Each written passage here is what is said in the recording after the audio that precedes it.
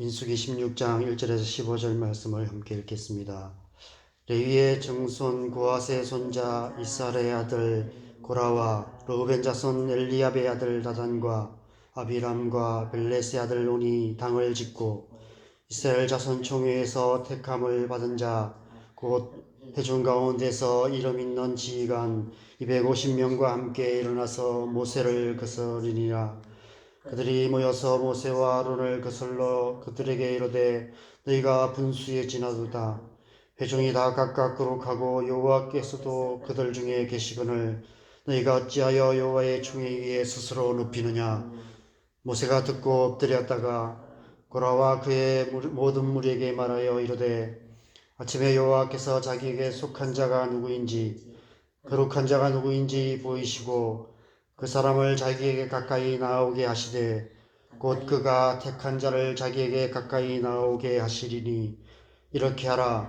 너 고라와 내 모든 무리는 향로를 가져다가 내일 여호와 앞에서 그 향로에 불을 담고 그 위에 향을 두라. 그때 여호와께서 택하신 자는 거룩하게 되리라. 너희 자손들아 너희가 너무 분수에 지나치느니라.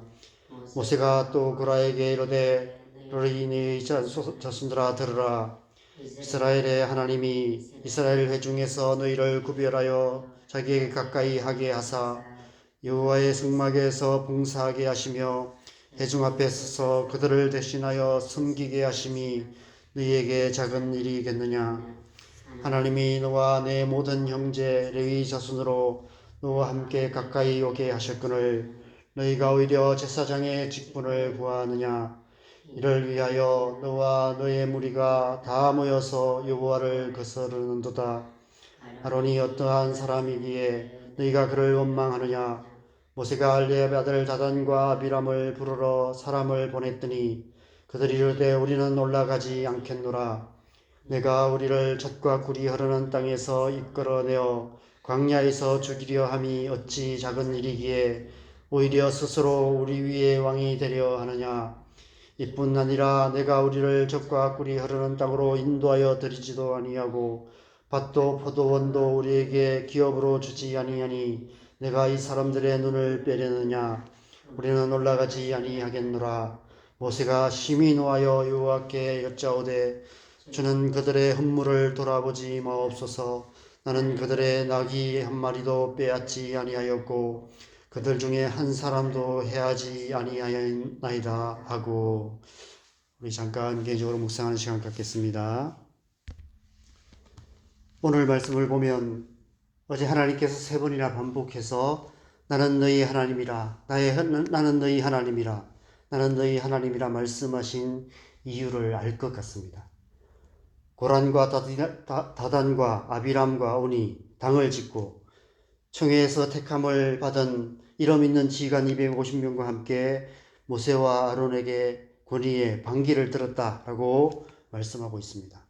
하나님께서 세우신 권위에 대한 조직적인 반역 행위가 일어난 것입니다. 이런 일이 있을 줄 아셨기에 하나님께서 너희가 앞으로 무슨 짓을 해도 너희를 버리지 않겠다고 약속하시며 손가락 걸고 사인하고 도장까지 찍으신 것이 아닐까 생각됩니다. 삼위일체 하나님께서 서로 그렇게 약속하신 것 같습니다.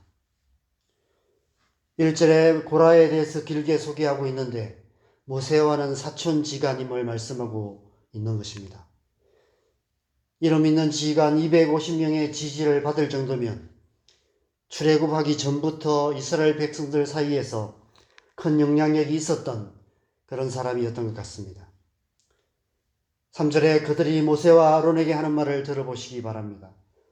너희가 분수에 지나도다. 회중이 다 각각 거룩하고 여호와께서도 그들 중에 계시거늘 너희가 어찌하여 여호와의 총에 위에 스스로 높이느냐. 아마 고라는 이런 말로 250명의 마음을 움직였던 것 같습니다. 왜 갑자기 이들이 이런 짓을 하기 시작했을까요? 광야에 들어서자마자 갑자기 이런 문제가 생겨난 이유가 무엇일까요? 없었던 문제가 갑자기 생긴 것은 아닙니다. 그들 안에 잠재되어 있던 문제가 드러나고 있는 것 뿐입니다. 하나님께서 광야에서 그들 안에 깊이 감춰져 있던 문제들을 드러내고 계시는 것입니다. 그동안은 가나안 땅이라는 분명한 목적지가, 공통의 목표가 눈앞에 있었습니다. 그런데 이제는 다릅니다. 그 목적지가 사라지지는 않았지만 40년 후의 일로 멀어져 버렸습니다. 40년 후에 자녀들의 세대에나 이루어질 하나님 나라의 비전보다는 당장 눈앞에 보이는 광야에서 살아가는 것이 더 큰 문제가 되어 버렸습니다. 우리도 그렇습니다. 40년 후 미래를 내다보며 살지 않습니다. 교회도 그렇고 국가도 그렇고 40년 후 100년 후를 내다보며 어떤 정책을 결정하지 않습니다. 당장 눈앞에 있는 문제들을 해결하기도 급급해 하고 있습니다. 만약 우리가 40년 후를 생각한다면 지금 이루고 있으면 안 됩니다. 우리나라는 인구 소멸 위기 1위 국가라고 합니다. 40년 후면 정말 우리나라가 그렇게 될 것입니다. 이 세상에서 소수민족이 될 것입니다. 지금 당장 우리의 자녀들부터 힘 닿는 데까지 아이 더 많이 낳도록 독려해야 하고 우리라도 아이를 낳아야 할 만큼 심각한 상황입니다. 그런데 우리는 그렇게 심각성을 못 느끼고 살아갑니다. 40년 후의 일은 그때 가서 걱정할 문제고 지금 당장 우리 앞에 걱정거리가 태산이기 때문입니다. 이스라엘 백성들도 마찬가지였습니다. 가나안 땅을 눈앞에 두고 다시 광야로 들어가는 순간 이스라엘 백성들 안에 깊이 눌러놓았던 문제들이 드러나기 시작했습니다. 오늘 말씀을 보면 그들이 가나안 땅에 들어가지 못한 것이 단지 불신앙 때문만은 아니었음을 알 수 있습니다. 불신앙보다 더 깊은 죄의 뿌리가 그들 안에 있었습니다. 그 죄의 뿌리를 뽑지 않는 채 가나안 땅에 들어갔다면 결과는 불을 보듯 뻔할 것입니다. 가나안 땅에 들어가서 이러한 반역 행위들이 계속해서 일어난다면 가나안 땅을 정복해 보지도 못하고 자기들끼리 싸우다가 멸망하고 말았을 것입니다. 그들 안에 더 깊이 뿌리내리고 있던 죄의 뿌리는 바로 교만이었습니다. 이들의 그럴듯한 말 속에 선악을 알게 하는 나무 사이를 기어다니던 뱀과 같은 강교함이 숨어 있습니다. 모든 죄 중에 가장 뿌리 깊은 죄는 교만입니다. 태초에 사탄이 타락한 이유가 하나님처럼 되고자 하는 교만 때문이었습니다. 아담과 하와가 선악과를 따먹은 것도 마찬가지입니다.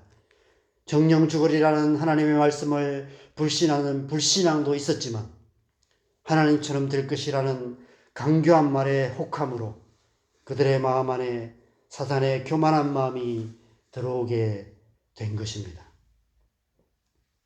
교회 안에 여러 가지 문제들이 일어납니다. 크고 작은 문제들로 분란이 일어나고 교회가 깨어지는 일들이 많이 일어납니다. 왜 그런 일이 일어날까요? 교만 때문입니다. 교만의 특징은 자기가 교만한지조차 모른다는 것입니다.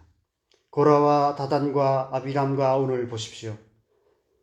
그들은 지금 자신들의 말 속에 교만이 가득하다는 사실을 인식하지도 못하고 있습니다. 오히려 모세와 아론을 향해 너희가 분수에 지나치다고 말하고 있습니다. 너희가 교만하다고. 왜 너희가 권력을 독점하냐고. 왜 스스로 자신들을 높여 독재를 하냐고 비난하고 있습니다. 자기들 안에 스스로 높이고 싶은 마음이 있기에, 교만한 마음이 있기에 이렇게 말하고 있는 것이죠. 이름 있는 지휘관 250명이 그들과 동조했다고 말하고 있습니다. 그 순간 그들은 자신들이 절대적으로 옳다고 믿었던 것 같습니다. 자신들의 의견에 동조하는 지지 세력들이 자신들의 정당성을 입증해주고 있다고 스스로 합리화했던 것입니다. 13절에 엘리압의 아들 다단과 아비람이 하는 말도 들어보시기 바랍니다. 그들은 모세를 향해서 오늘날 정치인들이 말하는 것처럼 가나안 땅에 못 들어간 책임을 지고 스스로 물러나라고 요구하고 있습니다. 오죽했으면 앞서 묵상한 12장에서 온유함이 지면의 모든 사람보다 더하더라라는 극찬을 받았던 모세가 심히 노하여서 더 이상 말을 잇지 못하고 있는 것 같습니다. 그래서 오늘 본문은 애매하게 단락을 나누어 놓은 것 같습니다. 여러분, 하나님께서는 우리 안에 하나님을 향한 흔들리지 않는 믿음을 갖기를 원하십니다. 그래서 우리의 삶에 광야 같은 시간을 허락하십니다. 그 광야를 통해서 우리 안에 믿음을 연단하시죠. 우리의 믿음을 굳건하게 하는 믿음의 광야가 있습니다. 저도 사역자로 살아온 지난 30년의 시간을 돌아보면 하나님의 살아계심을 경험하여 아는 믿음의 광야의 시간들이 많이 있었습니다. 광야에서 하늘에서 내리는 만나와 메추라기를 먹었던 이스라엘 백성들처럼 밥값은커녕 차비조차도 없어서 기도하며 하나님 앞에 나아갔을 때 하나님께서 채워주시는 기적들을 수없이 경험하며 제 안에 겨자씨만한 믿음이 생기게 되었습니다. 믿음의 광야였습니다. 그런데 그보다 더 힘들었던 더 깊은 광야 같은 시간들도 있었습니다. 하나님께서 왜 이런 시간들을 허락하시는지 이해가 안 되는 사건들이 많이 있었습니다. 관계가 깨지고 비난받고 쫓겨나는 경험도 했습니다. 이제 와서 생각하면 그 시간들은 제 안에 있는 교만한 자아를 깨뜨리는 겸손의 광야의 시간이었던 것 같습니다. 하나님께서 우리의 삶 속에 믿음의 광야와 함께 겸손의 광야의 시간들을 허락하시는 것입니다. 광야는 우리 안에 감추인 것을 드러내는 곳입니다. 우리도 모르는 우리의 깊은 죄성, 우리의 깊은 자아를 드러내주는 것이 바로 광야입니다.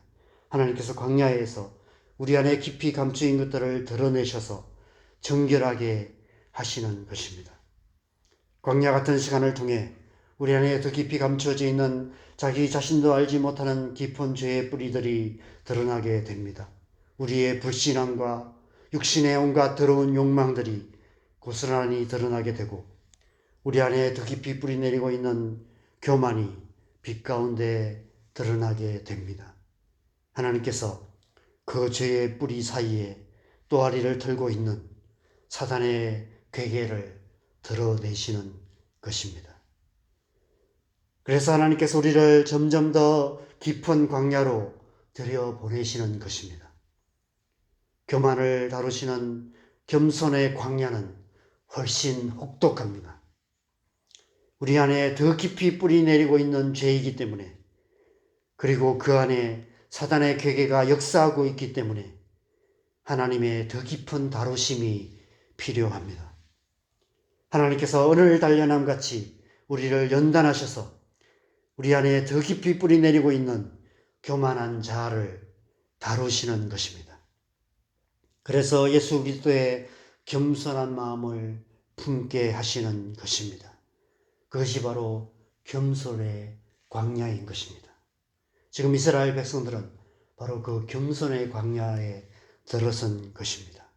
40년의 시간은 어쩌면 그러한 시간, 그 불신앙과 그 교만이 철저하게 다루어져서 믿음과 겸손의 사람들로 세워가는 그런 시간이 아니었을까 생각됩니다. 여러분 가운데 지금 현재 이 겸손의 광야의 시간을 지나고 계신 분이 계신다면 다른 방법은 없습니다. 오늘 모세가 하나님 앞에 엎드렸다라고 말씀하는 것처럼 하나님 앞에 납작 엎드려야 합니다. 하나님의 긍휼을 구하며 예수 그리스도의 마음을 주시기를 간구해야 합니다.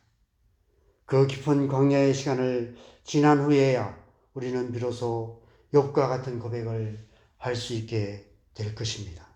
그가 나를 단련하신 후에는 내가 정금같이 나오리라. 사랑하는 여러분, 하나님은 선하신 분이십니다.